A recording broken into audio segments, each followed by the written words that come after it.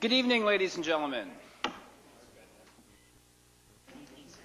Welcome to the August 6th regular meeting of Council. First up is the adoption of the minutes, and I'm going to need a motion to that effect, and that is the minutes of the public hearing held July 21st, 2014. Moved by Councillor Lefebvre, seconded by Councillor Morrison. Are there any errors or omissions in those minutes? None. All in favor? Opposed? And they are carried. Now moving on to the minutes of the council meeting held July 21st, 2014. Do we have a mover and a seconder to adopt those minutes? Moved by Councillor Lefebvre, seconded by Councillor Morrison. Once again, are there any errors or omissions? Hearing none. All those in favor? Opposed? And those are carried. I now need approval of our agenda, and that is a motion that the August 6, 2014 council meeting agenda be approved as presented. Moved by Councillor Morrison, seconded by Councillor Powell-Davidson. Any additions, changes? Seeing none, all in favor? Opposed? Carried. All right, so I'm now into presentations, and we do have one presentation tonight. Ladies and gentlemen, as I think you're probably well aware, Council is always looking to acknowledge our citizens and our residents when they have been the subject of a special recognition themselves. We've done so in the past, and tonight is no exception. I'm very pleased to recognize that we have Dr. Barnsley here with us, and Dr. Barnsley is a recent recipient of the Order of British Columbia, which, as I'm sure you're all aware, that is not a small acknowledgement. I do have a bit of a background here I'd like to read just to make sure everybody is familiar with Dr. Barnsley's impressive background. Dr. Roger Barnsley is the founding president of Thompson Rivers University. He's an outstanding leader. As president of the University College of the Cariboo from 1998 to 2004, he effectively and passionately communicated the importance of a university for Kamloops and the region to its citizens and the government. The powerfully coordinated Friends of UCC led to the establishment of TRU in 2004. Thompson Rivers University is recognized as a progressive leader in forging partnership opportunities with business and industry to support the education and training needs of the region and province. TRU responded to the needs of First Nation students by developing and implementing a comprehensive Aboriginal education plan in consultation with First Nations communities. Enhancements to campus facilities, academic courses, and programs are made in support of Aboriginal students' achievements and success. Dr. Barnsley recognized the benefits of internationalization and facilitated the strategic development of TRU World. TRU annually enrolls up to 2,000 international students from over 80 countries and supports strategic partnerships around the world that include over 1,000 offshore students studying to earn TRU degrees in their home countries. TRU World provides over 300 international academic opportunities for TRU students to participate and study abroad. International activities at TRU provide an economic impact of over $40 million annually for Kamloops and the region. Dr. Barnsley's vision and guidance facilitated the emergence of Kamloops as a university city. His work fostered and supported the development of a master zoning plan for TRU within Kamloops, partnering with the city in the development of the Tournament Capital Centre Recreation Complex, which is the home of TRU Athletics and Canadian inter-university sport teams, and the establishment of the South Kamloops Transportation Hub on the TRU campus. Since retiring in 2008, Roger Barnsley has served on the BC Drug Benefit Council and currently serves as the co-chair of the British Columbia Council on Admissions and Transfers and as a director of the Vancouver Island Health Authority. Take a breath here. That was a lot. So certainly, ladies and gentlemen, we all well know that Parksville is actually the home to many a mover and a shaker, and tonight is no exception. And it's wonderful, Doctor, that you have joined with us here in the city, and of course, we are immensely proud of this very prestigious honor and achievement, and I have a small certificate of recognition I'd like to present to you.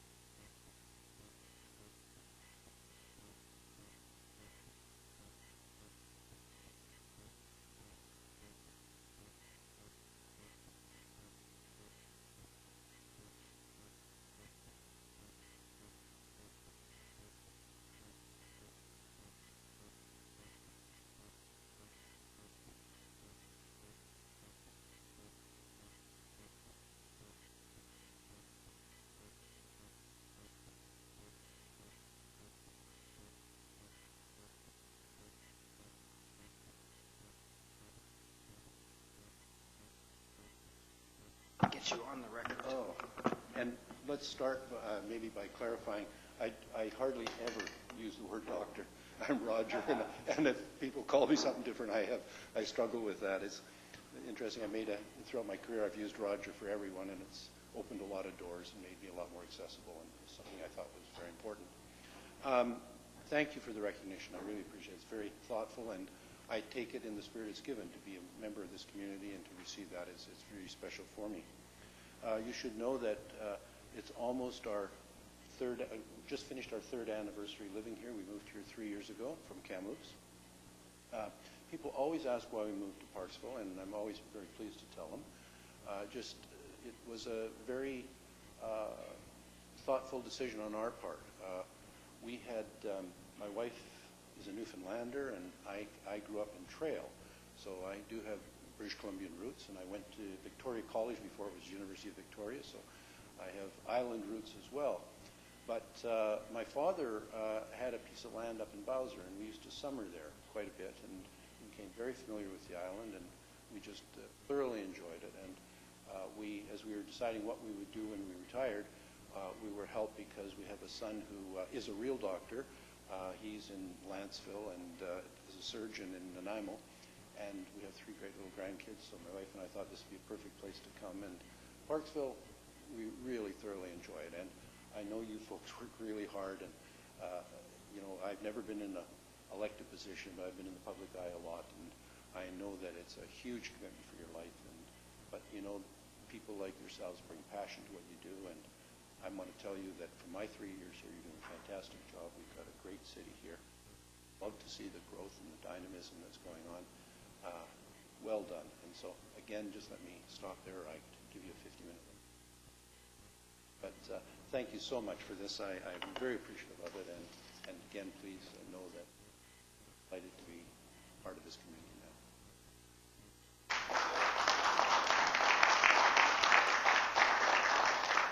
And you should know I don't usually dress like this, so I'm going to go home and change if you don't mind. Understandable.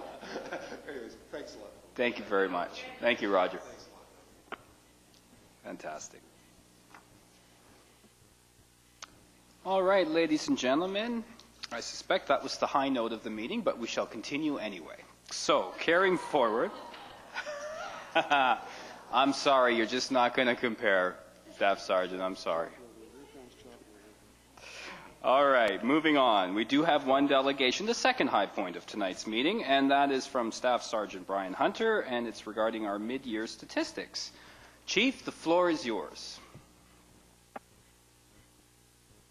Try and allow some time for Councillor Greir to ask a number of questions. Thank you, Your Worship and Council, for allowing me to attend this meeting this evening. And I can't disagree with you. That's a fantastic honor to have a gentleman like that in our community. And I'll share with you later my exact sentiments about this community. I'm going to recapitulate for you folks the reported crime stats for the City of Parksville. Year to date up to June 30th, so they're the mid-year stats for 2014, and I will compare them to the 2013 numbers. I will go through them and then I'm going to speak a little bit afterwards on the statistics. Assaults went from 43 to 36. Business break and enters from 16 to 18. Residential break and enters from 8 to 17. Theft of motor vehicles from 5 to 10. Theft from motor vehicles, 74 to 35.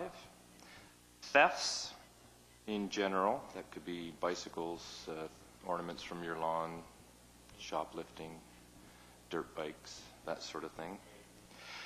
From 82 to 83. Mischief from 73 down to 50. Mischief to residential property from 19 to 23. Causing a disturbance from 45 to 41. Drugs, and that's a myriad of offenses. It could be trafficking drugs, possession of drugs, production of drugs. From 27 to 26. Criminal code impaired driving from 3 up to 5. It says their IRP 90-day fail. That's the immediate roadside prohibition, where your vehicle is impounded for 30 days and you lose your license for 90 days if you fail the roadside screening device. That went from 20 to 21. If at the roadside you refuse to provide your breath sample, that is a refuse, and we went from 5 down to 3. Liquor Act offenses from 48 to 38, and motor vehicle incidents from 76 down to 59. And that's a great number. Anytime we're reducing the collisions in our community, it means it's been a safer period, that's for sure, and that includes collisions, pedestrians and vehicles, cyclists, and that type of thing. I just want to speak briefly on residential B&Es, theft of motor vehicle, and theft from motor vehicle. As you recall, or may not, last year we had a significant spike in theft from vehicles in the community, and I spoke very passionately about that crime and leaving vehicles unlocked and valuables in the vehicle, and it's still happening in our community, and my messaging remains the same, but it shows how that spike, and it was about a 2-week period last year, really brought the numbers up, so we're getting a little bit more into check this year in the theft from motor vehicles. The residential break-and enters and the theft of motor vehicle, I can tell you in June we had about a 3-day spike in activity in this community. And our crime reduction folks worked with the prolific offender management folks in Nanaimo, and we quickly identified approximately 8 individuals that came to our community here, all from Nanaimo, and went on a crime spree, and it was a short crime spree, but it can happen very, very quickly. We've charged 2 of those individuals, and they're currently in jail on property crime offenses in our community. There is another individual in the community responsible for several break-and-enters. There was an article in the paper a couple of weeks ago. Matthew Ostrander, there's a wanted photo of him in the paper. We have charged him, and we're looking for the public's assistance in locating that individual. I believe he's still in the community, and he's quite an elusive character, so certainly seeking the public's input in locating that individual. It's in the newspaper, his picture.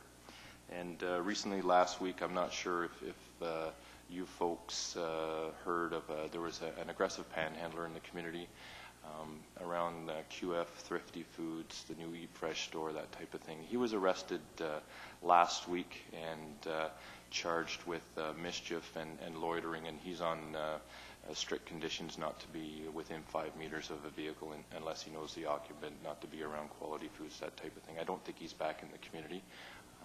I'm not sure where he is, but he's not here. And it's just a matter, I heard a lot in the community, and as quite a few folks here can attest to, I go out for a walk just about every night down to the boardwalk and through the downtown core and that type of stuff. And I hear lots about this, and I hear lots about that, and I always say, well, did you call the police? Well, no. Folks need to call the police when things are happening, otherwise we can't do a lot about it. And it might be that piece of information or the chunk of the puzzle that we're looking for to complete the big picture to make an arrest. So I just encourage the community to give us a call if they have some concerns. And sometimes a theft from vehicle, I'm not going to bother the police, it's not a big deal. Well, it is a big deal to us, and like I say, we might be able to solve that crime or string it together with some others and use that as a benefit. And the last comment I want to make is I had like I say, I do a lot of walking in the community, and on Sunday was down in the community park, and I tell you, we had the car show, and it was a fantastic turnout, very well organized.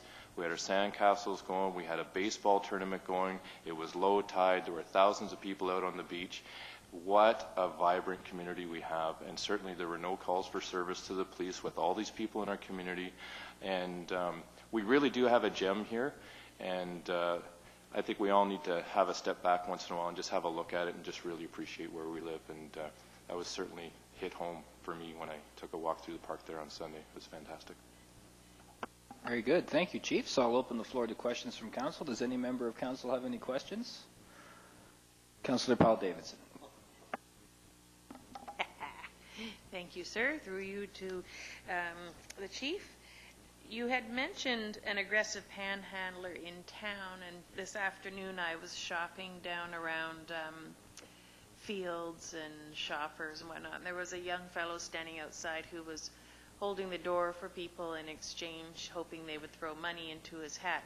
I'll describe him for you because it was just this afternoon. It was round about 3 o'clock this afternoon. He had long, stringy hair. He was very colorful and incredibly jittery.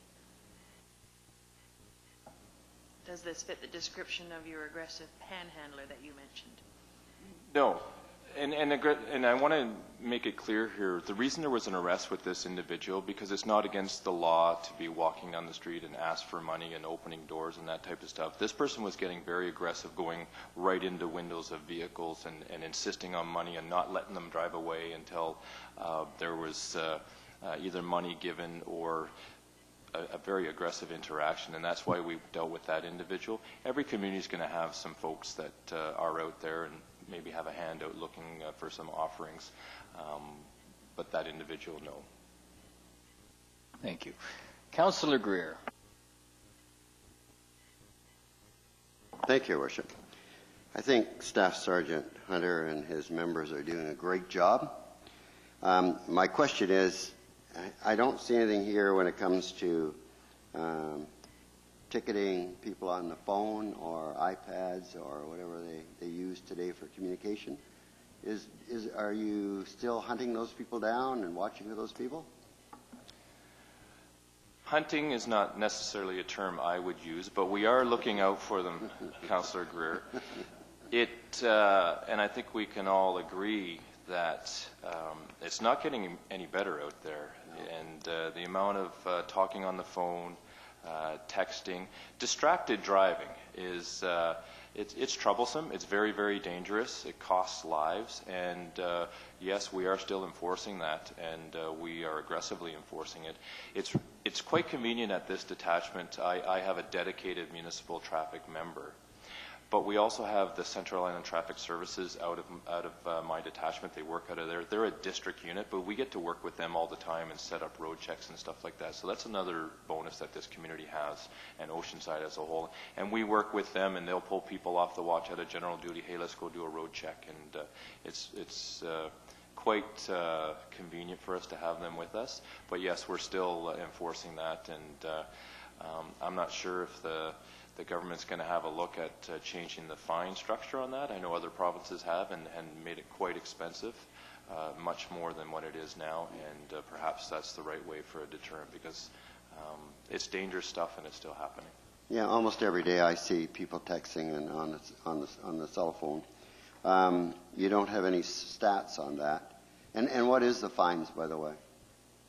I believe the fine for that's $167. I would have to double check that, but I believe that's what it is. And I didn't bring the stats for cell phone or distracted driving. You know, we've always had, the Motor Vehicle Act's always had a section for driving without due care and attention. And it's just this is specific to electronic devices. We see a lot of undue care and attention driving around here, be it a little lapdog out on the window and they're trying to deal with that while they're driving, and we've ticketed it for that. So distracted driving as a whole is very dangerous. As we all know, a vehicle going down the road 2,000 pounds, little distraction to the left or right could be catastrophic. So you do ticket people that have dogs looking out the window when they're on their lap? If they're distracting the driver and the driver's trying to deal with the dog and drive at the same time, absolutely. Yeah. Thank you. Councillor Lefebvre. Thank you, Your Worship, and thank you very much, Chief. It's more of a question. I don't have any particular issues with what you brought up in your report, but it happens every summer, and I might have discussed this with you before, but being the summertime, and it's a great time, there's convertibles and sports cars and that sort of thing. When a citizen sees somebody on 19A, and I'm thinking between Dogwood and the Orange Bridge, and they're speeding. I've had a couple of incidents where, frankly, my hair got even grayer than it is now. I watched a sports car, I believe it was a Corvette one day, and the fellow was on the inside lane and was making his way, and it was determined that he was going to get ahead of everybody and then cut in front to get over the Orange Bridge. He had to be going, I'd say 90 kilometers an hour in a 50 kilometer zone.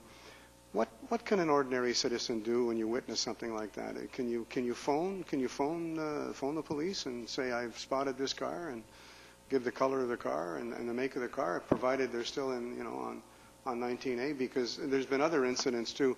I've seen the odd motorcycle that really scares me because they were going quite fast and they're able to zigzag in and out. So I'm just talking about excessive speeding and what I consider to be dangerous driving, given we've got sidewalks. So what can somebody do? Thank you for your question, and it is a concern, and that's a matter that they should be calling the police. And we do get several calls a day of erratic drivers, and what we do is we go out looking for them, and sometimes when we observe them, they're still driving erratically. If it's a speeding thing and you need to be an expert with that, it's not enough evidence to go to court with that. But if there's a Motor Vehicle Act infraction of significance, certainly a person can call in willing to go to court, and we can charge people as well. We've done that. But just reporting an erratic driver, because we don't know what that event, what's causing that. It could be someone in distress. It could be somebody that's high on drugs. It could be a stolen vehicle. It could be anything. So we do go look for those, and I encourage the public. You know what? Not every little thing and just a slight or missed a signal on a lanes change, but we're talking, you're describing an erratic driver doing 90 and a 50. I expect to get phone calls on those so we can do something about that. Worst case scenario, if we don't have the evidence for court, I sign a letter, I write a letter to the registered owner identifying their bad behavior and take that as a warning, and any subsequent action may deal with the courts. Follow up, Your Worship? Yeah, go ahead. Would we call the police station or would we call 911? It's preferred to call the police station unless it's extremely erratic. Some people have asked the same question about impaired drivers. That's a 911 thing. We don't want someone out there killing somebody. An erratic driver like that, that sounds like a 911 call. That's a disaster waiting to happen, and we need to intervene in that. Any further questions, comments from members of council? Councillor Powell-Davidson. Thank you, Your Worship. I have two questions. One is in regards, through you, Your Worship, to Staff Sergeant Hunter. One question is in regards to dogs in cars, especially over the summer and the heat wave we've been having. I get asked this question a lot from people. If I see a dog locked up in a car who's clearly suffering in this heat, do I smash the windows? What do I do? And should they be instructed to phone the police, or should they be smashing the windows? I would leave the window smashing to us. I would prefer that you call the police, and we do get those calls because there are some legitimate ones where that dog is really, really suffering, and we attend to those calls. Sometimes we call the SPCA to meet us there and that type of thing. But, you know, it can be a concern, and it doesn't take very long on a really hot day, but certainly call the detachment when you see something like that of concern. And my next question is not a follow-up. It's a different question. All right, go ahead. Okay. It seems to me that in July there were quite a few thefts. So I'm wondering, your stats for 2014, they go up to the end of June. Did you notice a big increase or a rash of car thefts or motorbike thefts? Because I know of two people within inside of a couple of days round about the beginning of the second week of July that had their vehicles stolen. I'm wondering, did we have something going on in July that people should be concerned about? The rash was definitely in June. Anything that's happening now, I mean, there's constant crime happens in a community. Ultimately, I'd like it to be zero, but I'm also a realist. But the spree was in June. In a short period of time, theft from vehicles, stolen vehicles, break and enters into residences. I think in the Oceanside area, we had nearly 40 calls. It was a rash, and like I said, we identified 8 folks, criminals out of Nanaimo that came up here to conduct business. All right. Well, thank you very much, Chief, for taking the time to be here and update us tonight. And, you know, I think you're probably quite pleased to see that number regarding thefts from motor vehicles dropping. I know that was something that is near and dear to your heart, and it's an easy one to fix. So perhaps people are listening. Thank you. Enjoy the rest of your summer, folks. Thank you.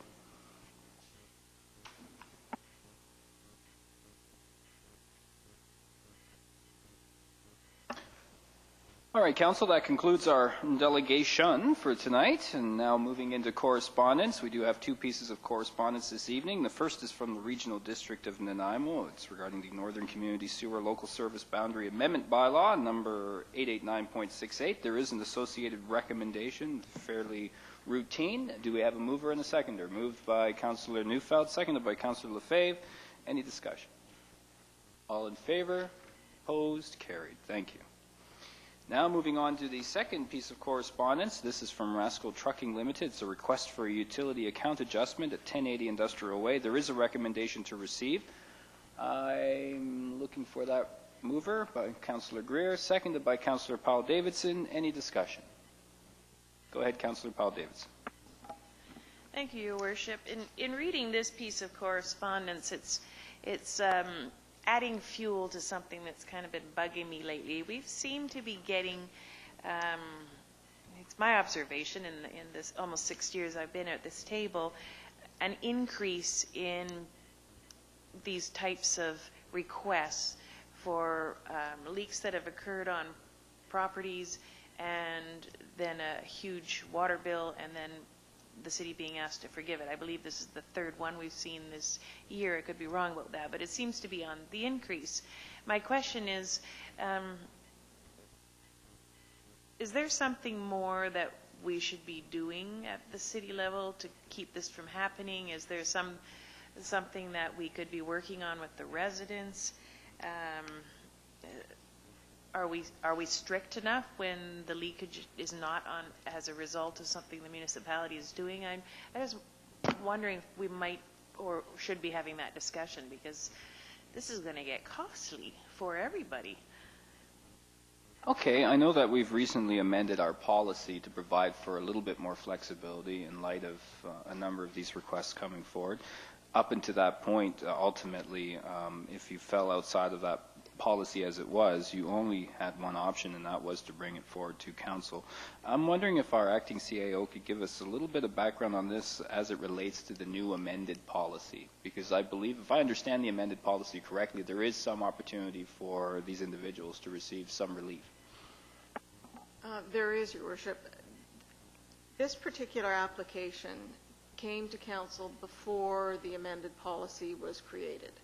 And arising out of council's consideration of this particular request, this isn't a new request, it's the same request that they put forward before. Council directed staff to pursue the new policy, which we did, and council subsequently adopted it.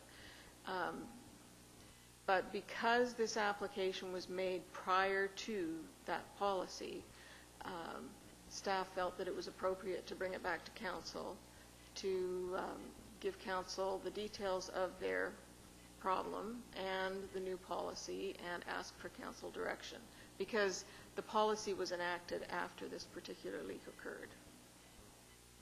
But under that newly modified policy, there is, as I understand it, because you did attach the policy once again to the report, there is opportunity for some relief. So council may not need to do anything more than simply receive this, and then obviously that policy will come into effect. Because it occurred before the policy, council staff would like direction to apply the policy. I see. Okay. So then that would need to be a change in the motion or a new motion. Councillor Greir. Thank you, Your Worship. The policy does not include, though, leaks on private property? Yeah, oh, yes, it does. It does?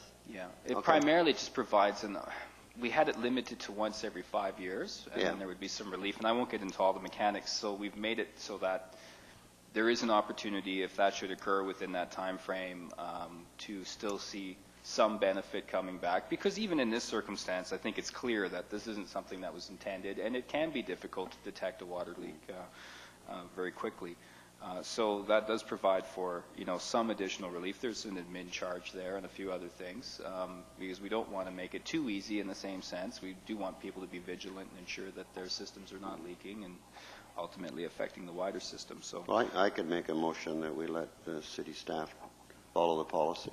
So you want to amend this motion essentially to receive out of the second part, and then that we are directing staff to apply the newly modified policy to the circumstance? Right. All right, so that is an amendment by Councillor Greir. Do we have a seconder on an amendment? Councillor Morrison. Any discussion just on the amendment? Councillor Lefebvre. Thank you, Your Worship. I think it's on the. I have no problem with the amendment. My question is more along the lines of, perhaps through you to staff, when there is a leak, and this is a substantial one. What mechanisms are there that somebody can pick it up fairly quickly? Is there? I mean, do we know about it? I guess you don't find out about it until you get the bill. And would there be a way? Is there a way technologically today that leaks that are big leaks that could be detected? I'm not aware of the technology. That's not my area of specialty. But our Director of Engineering may have something to add. Mr. Figuera. If I may, Your Worship, we really wouldn't know until we take that reading and the bill gets created. There isn't anything that would flag it to us before we take that reading off the meters.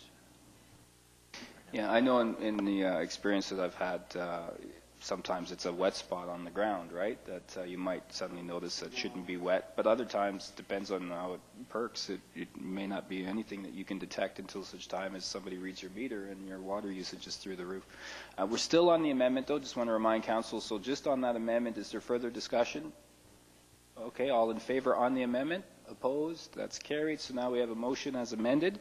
And on that motion as amended, is there further discussion? So Councillor Neufeld, then Councillor Powell-Davidson. Thanks very much, Your Worship. Again, I want to follow up on what Councillor Lefebvre was asking. And it seems that the gentleman, as far as I guess it's Gary Morris, checks the water meter at night. And in fact, the question that I would have is, how many of these industrial applications actually have a water meter that can be accessed, can be looked at on not a daily basis, but on, say, on a monthly basis, so that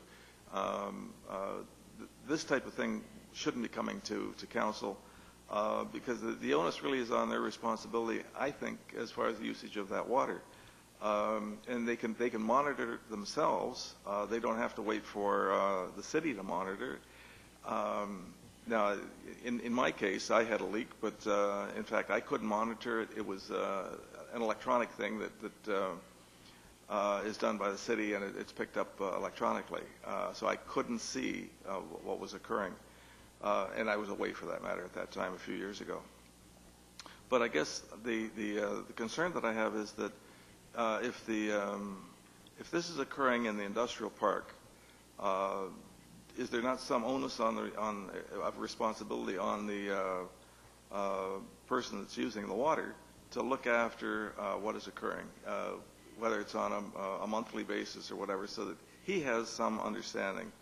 And you know, I'm quite willing to go along with the additional acceptance that there will be some dispensation here. But I'm just thinking, why should we be taking up the cost of it when, in fact, it is the plaintiff's responsibility to look after his own usage of water? And that's the question that I would have.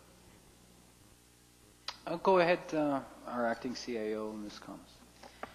Well, first of all, it's very difficult for people to be able to detect a leak, particularly if it's below ground. You know, if a pipe bursts in your house and you've got a problem, then you know about it, but underground you don't. Council, the only reason this particular application is coming to council is because it was brought forward prior to the adoption of the policy, and the staff don't have the ability to apply the policy retroactively. So without council's direction to do so, we needed to bring this back for council's consideration, which is why it's before you tonight. So in the future, properties that have more than one in a 5-year period will be dealt with under the policy by staff, so they won't be coming forward to council. But as Mr. Figuera said, it's extremely difficult to detect a leak on any kind of property, particularly if it's below ground, prior to getting a meter reading and getting the bill. There is some onus, just just to follow up, there's some onus on a property owner to ensure that their equipment is in good working order, and that's why there's some limitations there in that policy, because if somebody's just, patching things together because they don't want to take the time to do it right, and we have continuous leaking, then absolutely at some point it really falls on them. But for the most part, in the applications to date that I can recall, it's been truly simply a condition of not being aware of it, and then ultimately not finding out until such time as the meter is read, and then wanting some dispensation for it. Go ahead, Councillor Powell-Davidson. Thank you, Your Worship. Through you to our acting CAO, I wonder, would it be possible to look at billing more frequently once a property has had 2 substantial leaks within inside of 5 years? If that's the only mechanism we have in place for monitoring how much water usage is happening, then could they not be sort of red flagged? And even in their own letter, they're requesting, they say monthly, but perhaps at least quarterly would save a lot of money and identify a potential problem? Go ahead. Your Worship, through to Councillor Powell-Davidson, that is something that I could take up with Mr. Metcalf, our Director of Operations. It's his staff that look after the reading of the water meters. I know in certain cases in the past where someone has had more than one leak, they have gone out and looked at that property subsequently to make sure that everything is working appropriately and that they're not experiencing any further leaks. But to just pick a property out on a one-off basis and do a billing cycle for that property would be extremely difficult from the finance department point of view. But I'm sure with discussions with Mr. Metcalf that if there's a need to look at a property every couple of months for a short period of time in order to determine that the problem has been addressed, then I can certainly have that conversation with Mr. Metcalf. I would just caution council not to make a mountain out of a molehill. When you think of the number of connections we have not had that many of these situations, and there's a significant cost to increasing the frequency of checking water meters. I think, again, the only reason we're having this discussion, because we pretty much have a new policy that I think covers most of this now, is because of the fact that this came in prior to the introduction of that. So I actually think we've already fixed this problem. We're just catching up with this one particular situation. Seeing no further comments or hands in the air, I'm going to call it on the recommendation, which is, of course, now not only to receive, but also to direct staff to apply the new policy. All in favor? Opposed? And that's carried. Thank you. All right, that is our correspondence, ladies and gentlemen, and I'm now moving into reports. And we have our first report from our Director of Engineering, Mr. Figueroa. Could you give us the background with respect to the electronic vehicle charging station usage report? If I may, Your Worship, before Council's report that provides an update on the city's electric vehicle charging station service, there's been significant uptake of both the PCTC stations as well as the electric vehicle charging station in the community park. Staff feels that the service is performing well and fulfills the intent, which originally was to provide a basic infrastructure needed to support electric vehicles and to provide some leadership in our community in promoting the lower GHG technologies. The existing stations still have a significant additional capacity to allow growth. The usage of the PCTC stations is relatively constant at the moment, and it's not significantly growing. The uptake on that one was quite quick once we installed it, and there's roughly 3 to 4 regular users at PCTC that account for most of the usage there. The usage in the community park was quite low at first, but I think once people found out that it was there, you could see the usage start to take off. And already at the same time last year, we're significantly higher than last year's usages at the same time last year. So some large communities are beginning to see businesses that have electric vehicle charging stations charge for their service. Right now, it's free. Anyone can use it by calling a number. Just pull up, plug in, call a number. Or you can get a card, but it's basically free of charge once you get the card. Given the current cost to the city, which is roughly $350 a year in energy to provide this free service, and the need to continue to promote the technology, staff recommend that Parks will continue to not charge at the moment. As you can see in the report, I've graphed out basically the costs, and in 2018, at the moment we're not paying for a administration fee. There's a company that actually administers the charging service for us. They also respond to any kind of malfunctions, which there haven't really been any malfunctions at the moment, but these things do break down, and some communities are seeing some of their stations break down and they need service. But we made a 5-year deal with the company to provide administration for free. So in 2018 that kicks in, though, their administration fees kick in, and it'll roughly go up another about $900 a year to administer these things. So the thought is when we start to approach 2018, let's see how the technology gets used here in town, how many electric vehicles we have, how much it's costing the city as we approach 2018, and then staff are suggesting that's a good opportunity at that time to see if we should actually start charging. Many of the small communities in the area do not charge for electric vehicle charging stations. It's mainly the big population centers that are beginning to see charging. So the recommendation is as per the report, and it's basically to kind of hold the course at the moment and see how the technology develops. All right. Thank you very much. So we do have a motion to receive, moved by Councillor Lefebvre, seconded by Councillor Neufeld. Any discussion? All right. Councillor Lefebvre, then Councillor Neufeld. Thank you, Worship, and thank you for the report. In reading this, obviously we'll see more and more, I would hope, electric vehicles. I'll have one question and one comment. My first question is, isn't somebody paying their way for the use of the electric vehicle now? I'm under the impression that there's a certain person around this table that's paying for the use of that electric station. Is that correct?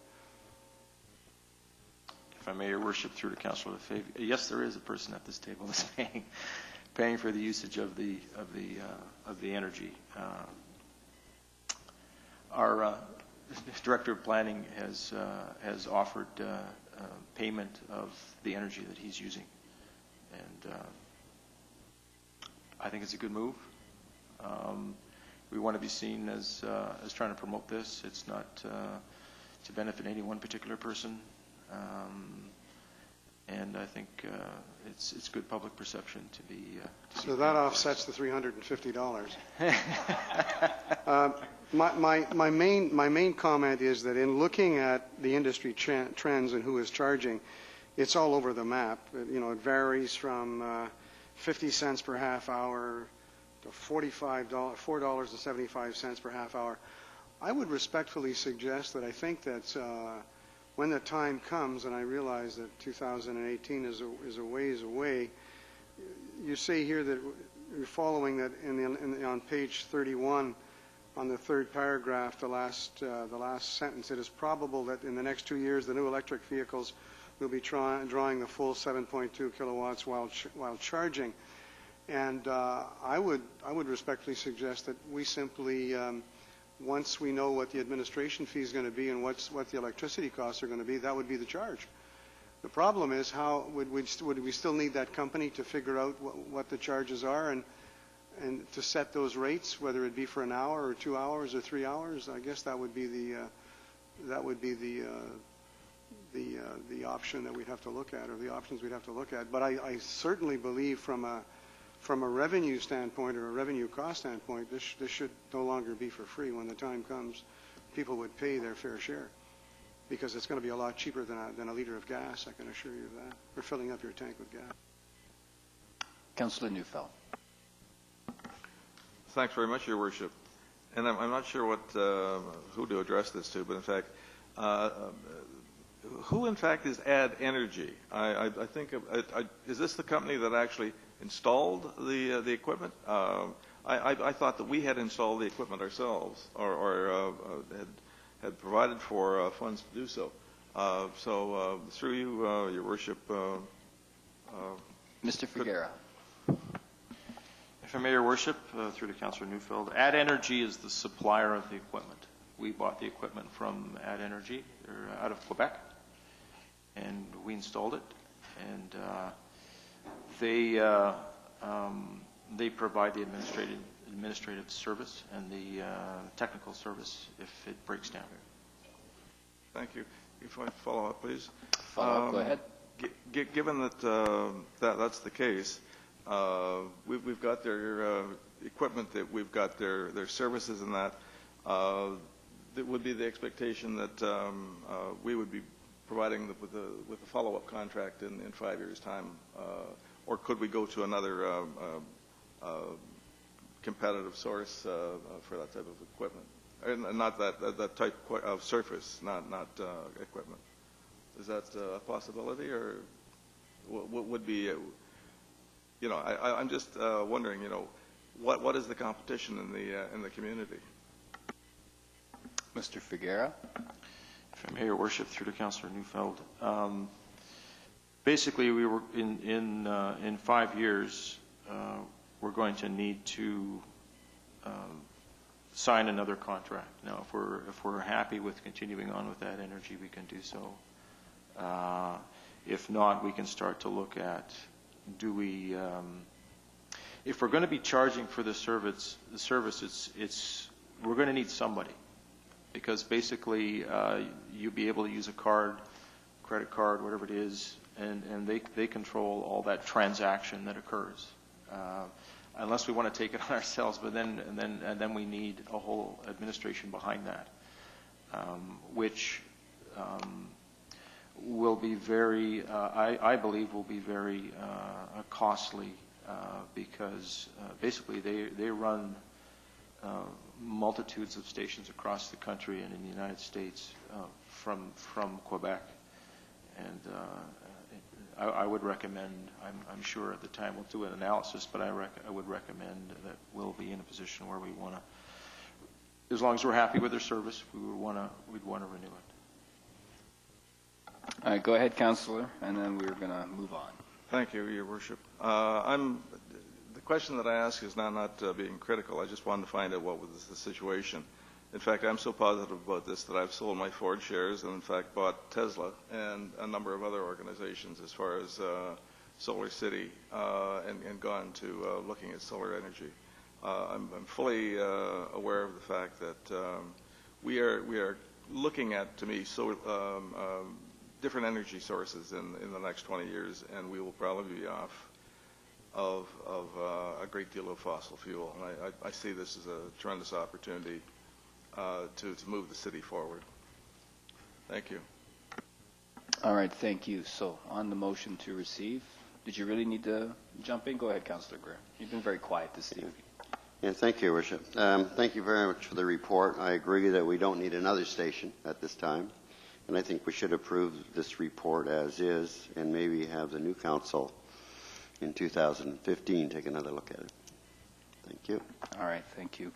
Only thing I'll add is I had opportunity, as I always do, if I see somebody parked there and they happen to be by their vehicle, you know me, I'm not exactly shy, so I'll come up and ask them a bunch of questions, and did that about a month ago with a couple that were standing there, and they were tourists here from out of town, and I won't go into the details, but let's just say they were very appreciative of having the opportunity, and of course they had a vehicle that requires these types of stations, and they were actually making their way across the country quite well, they told me, with the number that have now been installed. So that's also a positive development, because, you know, as much as we might have stations here in the city, and that's fantastic, they're not going to be all that useful unless there's a network, and it looks like that network is really starting to come together. All right, so with no further ado, on the motion to receive, all those in favor? Opposed, and that is carried. Thank you. All right, that concludes our reports, ladies and gentlemen. Now we're going to move into bylaws, and we have two bylaws for third reading tonight, and a motion, or rather a recommendation at this stage, to give them both third reading. And do we have a mover and a seconder? Moved by Councillor Morrison, seconded by Councillor Greir. Does any member of council wish to speak to any of those individually? All right, seeing no hands, all in favor? Opposed? And that is carried. Thank you. Okay, on to new business. Does any member of council have any new business this evening? All right, we'll start with you, Councillor Neufeld, and move to Councillor Powell-Davidson. Thanks very much, Your Worship. I only have one piece of new business, and I will probably raise some hackles as far as buying new city assets. But in fact, Surfside has come up for sale. It's come up at $7.5 million. Which is actually lower than the cost of our own community park. It's fascinating. I'm not advocating that we go out and spend $7.5 million for this property, but in fact, the property of 54 acres is actually significantly less than what we've actually got in the community park. That community park 90 years ago cost $3,500, which on a monetized basis is worth at least $11 million today. So it would not be a bad buy.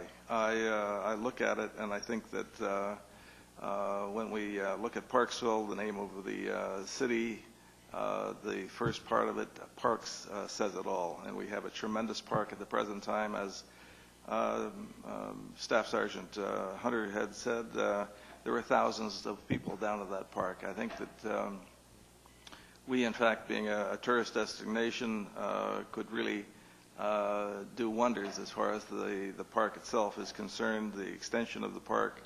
And although I've been after the purchase of Mr. Walsh's park, or Mr. Walsh's property at 161 Island Highway East-West, I think that this would be a logical extension of the park. I think it is absolutely tremendous, and this would be a great opportunity to secure the estuary as ours, and a tremendous amount of upside, in my opinion. We would have the ability to have the trail all the way across from, basically. The Sea Edge Motel, the walkway all the way around, right over, and reinstate the bridge that went across to the dike, and around to the Englishman River. Phenomenal opportunity if we should, in fact, think about it with the monies that we do have in reserve. I think that I'm not making a motion at this time, but in fact I will do so in the future, and I will think about how I will word it. But the opportunity to buy an asset is phenomenal, and this is an asset that will only appreciate in value. Thank you. All right, thank you, Councillor Neufeld. There are a number of waterfront properties for sale at the present time, and certainly those are always something that should be considered. And of course, if you want to get serious about a specific property, then likely we would have to have that conversation in camera, of course, as it is a property purchase. But in terms of the overall idea of purchasing property in relation to our reserves and our budget, that is a great discussion to have during any kind of an election campaign. All right, moving on to Councillor Powell-Davidson. Thank you, Your Worship. First of all, I would like to say thank you to the staff for the hard work that was put into the revision of the sign bylaw and for including the Parksville Downtown Business Association and the Chamber of Commerce in that discussion. I was so pleased to see, am I feeding back here? I was so pleased to see it get passed last month. And now that it has been passed after all this time, I would like to encourage Council to vote in favor with me of asking staff to look at putting that sign bylaw, beg your pardon, into action, and finally putting the pieces into, or putting the process in progress, and getting the gray crest sign removed. That is my motion. You wish to make a motion to direct staff to seek the removal of a sign? If I don't need a motion, I won't do it, but I still would like to direct staff. I think I do need a motion. I see our acting CAO and acting parliamentarian is certainly indicating that is something that we would require a motion for. So you have that motion coming to the floor. Do we have a seconder for that motion? Moved or seconded rather by Councillor Morrison. So on your motion, discussion. Okay, I see lots of hands in the air. So you can quickly start your introduction and then we'll go around the table. I will do it very quickly, Your Worship. The gray crest sign, as you know, is, what's the proper word? It's a derelict sign. It has been sitting there with virtually nothing on it except gray crest. There's no resort that belongs to it. It's an eyesore at the entry of our resort district. For many years, it had a no vacancy sign on it, which actually had deterred people from going into our resort district. I know that for a fact because I worked in that area 8 or more years ago, and people would tell me they didn't think the place was open. So I think it's high time that we utilize our new bylaw and get rid of that sign. I hope that Council will support me on this. All right, I saw your hand up next, Councillor Lefebvre. Thank you, Your Worship. I have a question through you to staff. I know what the new signage bylaw does, and I tend to support what Councillor Powell-Davidson is proposing. That sign, is that sign on the property of the owners of the sign? Whose property is that sign on? I will direct it over to our Director of Community Planning, Mr. Russell. If I may, Worship, through to Councillor Mark Lefebvre, my recollection is that it's actually on a lease. There's a lease agreement in place on, so it's a bit convoluted actually.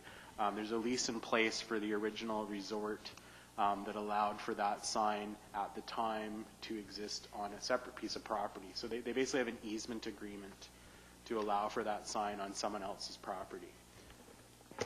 Right. So my follow-up question, Your Worship. Go ahead. Given that that's convoluted, would that present any problem in giving an order under the new signage bylaw to have the sign removed? If I may, Your Worship, and I'm not going to speak for bylaw compliance, but in fact it actually probably makes it easier in some ways. All right. And Councillor Greir, you had your hand up.